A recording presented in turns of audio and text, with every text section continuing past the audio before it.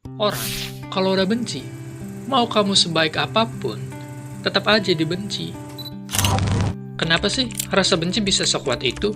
Sampai-sampai kita nggak bisa lihat kebaikan orang lain.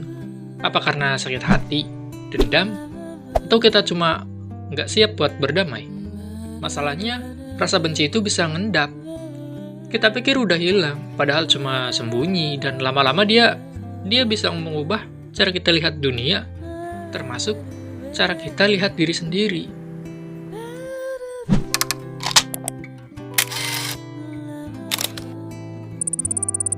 Apa itu benci? Benci adalah perasaan negatif yang sangat kuat. Muncul ketika seseorang merasa disakiti, dikecewakan, dihianati, atau diperlakukan tidak adil. Benci bukan cuma sekedar nggak suka, dia lebih dalam, lebih gelap, dan bisa bertahan lama. Secara psikologis, benci itu bentuk perlindungan diri dari rasa sakit, rasa takut, atau marah yang tidak tersalurkan.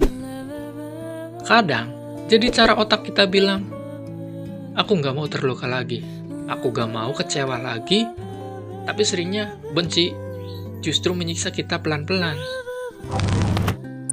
Ciri-ciri rasa benci yaitu menghindari atau ingin menjauh dari yang dibenci, tidak bisa melihat sisi baik orang atau hal tersebut, ingin menyakiti, menyerang, dan menjatuhkan, terobsesi, terus mikirin, ngomongin, bahkan stalking hal yang dibenci. Dan yang paling parah, kadang kita benci, tapi nggak tahu kenapa. Benci itu seperti bara. Kita pikir bara itu diarahkan ke orang lain.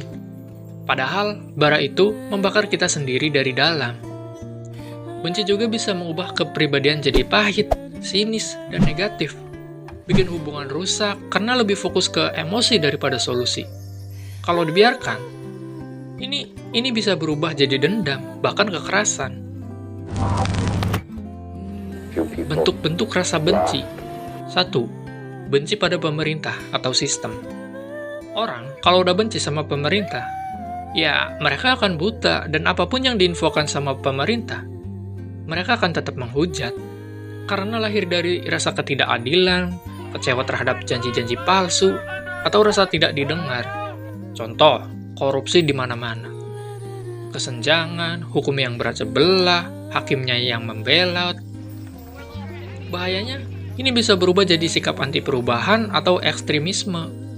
Tapi benci jenis ini bisa diarahkan ke hal positif, kayak edukasi, advokasi, atau mengkritik, membangun. Kedua, benci pada orang lain. Kadang kita benci seseorang, bukan karena dia jahat, tapi karena dia pernah bikin kita kecewa. Ini muncul karena pengkhianatan, pengalaman buruk, rasa iri, atau bahkan cemburu. Ini juga bisa diarahkan ke orang tua, teman, mantan, pasangan, bahkan orang asing di internet yang kita nggak tahu dia siapa. Ketiga, benci pada kelompok atau komunitas. Benci yang diwariskan bisa lebih bahaya daripada benci yang dialami. Contoh, rasisme, intoleransi, fanatisme kelompok. Kadang, bukan pengalaman pribadi, tapi warisan sosial atau doktrin dari yang udah-udah. Keempat, benci pada sesuatu, hal atau situasi. Kita benci pekerjaan kita, sekolah kita, bahkan hidup kita, tapi nggak tahu harus mulai dari mana. Benci terhadap kondisi yang dirasa menekan, bikin stres atau stagnan. Contoh, pekerjaan yang membosankan, lingkungan toksik, tekanan hidup yang lumayan berat. Biasanya, ini bikin kita ingin kabur, menyerah, atau putus asa. Yang kelima, benci pada diri sendiri. Nah, ini benci yang paling sepi, karena kita nggak bisa kabur dari diri sendiri. Bentuk paling berbahaya bisa karena trauma masa lalu, kegagalan, atau standar hidup yang nggak tercapai. Lantas, bagaimana dong cara mengatasi rasa benci ini?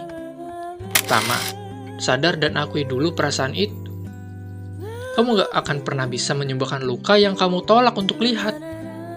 Jangan pura-pura kuat, jangan bilang aku gak benci kok.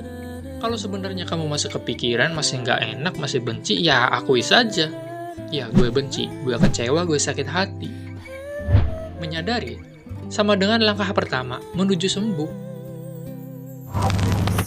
Kedua, cari tahu akar rasa bencinya. Apa sih yang sebenarnya bikin gue benci? Kecewa, luka, atau karena ekspektasi yang nggak sesuai? Nah, kalau kayak gitu, tulis di jurnal. Kapan rasa itu muncul? Kenapa? Karena siapa? Banyak benci muncul bukan karena sekarang, tapi karena masa lalu yang belum selesai. Ketiga, beri jarak, bukan balas dendam. Menjauh itu bukan berarti lemah, tapi itu cara menjaga diri. Kalau kamu benci seseorang, bukan berarti harus melawan dia terus kan? Jarak itu sehat kok. Lebih baik menyembuhkan luka dalam diam, daripada terus nyerang balik, kan gak ada gunanya juga.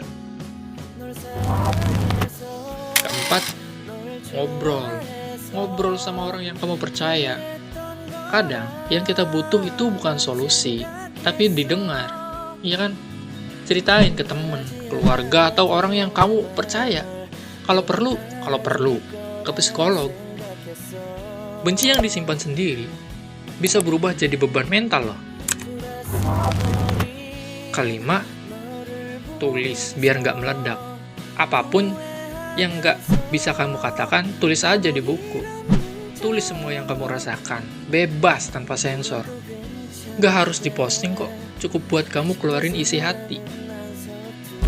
Keenam, ubah fokus dari benci ke aksi. Benci sama pemerintah, oke. Tapi habis itu apa? Diam. Mending kamu belajar bergerak, bikin perubahan. Rasa benci bisa jadi bahan bakar yang luar biasa kalau diarahkan dengan benar. Kayak edukasi diri, bikin karya, bangun komunitas, fokus ke solusi. Ketujuh, belajar memaafkan. Bukan buat mereka, tapi buat diri sendiri. Memaafkan itu bukan membenarkan, tapi melepaskan beban. Memaafkan bukan berarti kamu harus berteman lagi, tapi biar kamu bisa lanjut hidup tanpa luka itu terus ikut kemana-mana.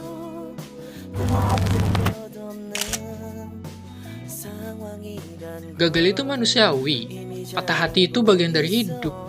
Jangan terus menyalahkan diri sendiri. Ganti kritik jadi kasih sayang.